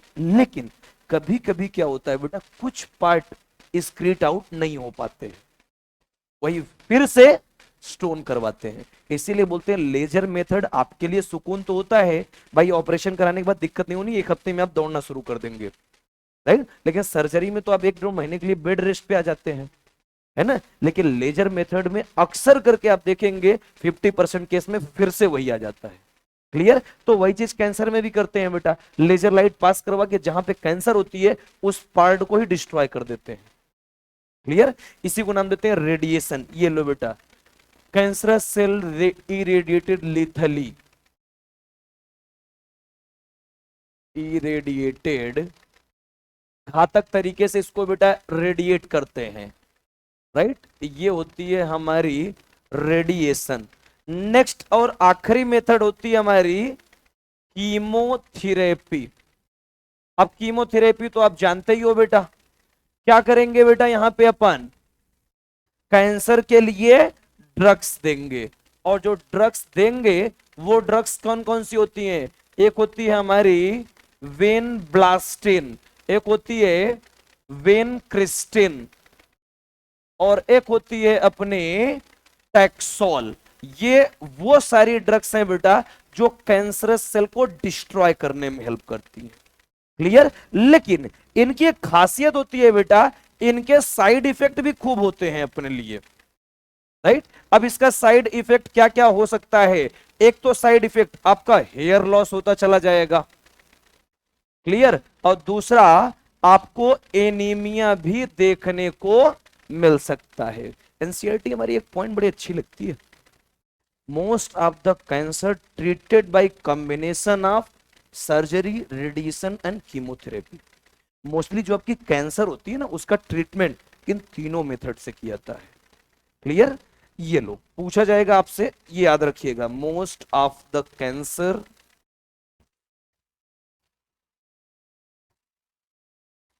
ट्रीटेड बाय कॉम्बिनेशन ऑफ, तीनों के कॉम्बिनेशन से यूज होगा अपना ट्रीटमेंट होगा बेटा।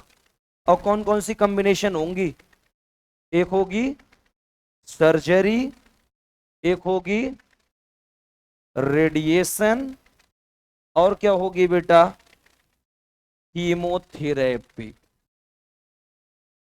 ये लो, ये तीन मेथड होते हैं बेटा ट्रीटमेंट के, क्लियर। इसके अलावा एक अभी बेस्ट मेथड डिस्कवर्ड की गई है कुछ सालों पहले, जिसको अपन नाम देते हैं बेटा इम्यूनोथेरेपी। इस समय सबसे बेस्ट पे है, लेकिन अभी पूरी तरह से सक्सेसफुल नहीं हो पाया है, लेकिन 70% इसका एकदम एक्यूरेट आंसर आ रहा है। हो सकता है आने वाले 4-5 सालों में मैक्सिमम इम्यूनोथेरेपी ही की जाएगी। इम्यूनोथेरेपी में क्या होता है बेटा, आप नाम को पकड़ो, इम्यूनोथेरेपी, आपकी इम्यून सिस्टम खुद कैंसर से लड़ेगी अब, क्लियर है। तो इसमें क्या करते हैं बेटा, अपन बायोलॉजिकल रिस्पॉन्स मॉडिफायर यूज करते हैं, और बायोलॉजिकल रिस्पॉन्स मॉडिफायर जो होती है उसको अपन नाम देते हैं अल्फा इंटरफेरॉन। ये क्या होती है बेटा, अल्फा इंटरफेरॉन, जिसको नाम देते हैं बायोलॉजिकल रिस्पॉन्स मॉडिफायर। ये बायोलॉजिकल रिस्पॉन्स मॉडिफायर या अल्फा इंटरफेरॉन क्या करती है बेटा, ये स्टिमुलेट करती है बेटा हमारे इम्यून सिस्टम को। किसको स्टिमुलेट करेगी, हमारे इम्यून सिस्टम को स्टिमुलेट करेगी। और जब हमारी इम्यून सिस्टम एक्टिवेट होती है ना, इसके वजह से टी किलर सेल का नंबर अपनी बॉडी में बढ़ता चला जाता है। अब एक चीज बताओ, टी किलर सेल का नंबर बढ़ेगा, क्या काम करेंगी, ये किल करेंगी वायरस इन्फेक्टेड सेल को। ये किसको करेंगी बेटा, किल करेंगी वायरस इन्फेक्टेड, सॉरी किल करेंगी कैंसरस सेल। अब एक चीज बताओ, अगर आपकी कैंसरस सेल ही डिस्ट्रॉय हो गई तो कैंसर बचेगा क्या, नहीं बचेगा। एक चीज बताओ, इसमें क्या अपन ने कोई केमिकल यूज किया, नहीं बेटा, अपनी इम्यूनिटी को ही हमने बूस्टअप किया है, इसी को नाम देते हैं आप immunotherapy, clear. Alpha interferon biological response modifier होती है जो हमारी इम्यून सिस्टम को स्टिमुलेट करती है, जिसके वजह से टी किलर सेल का नंबर ज्यादा हो जाता है। ये किल कर देती है बेटा कैंसर सेल या ट्यूमर सेल को, फाइनली हमारी कैंसर खत्म, क्लियर। एक आखिरी लेक्चर कल होगा ड्रग्स का, उसके बाद चैप्टर हमारी फिनिश।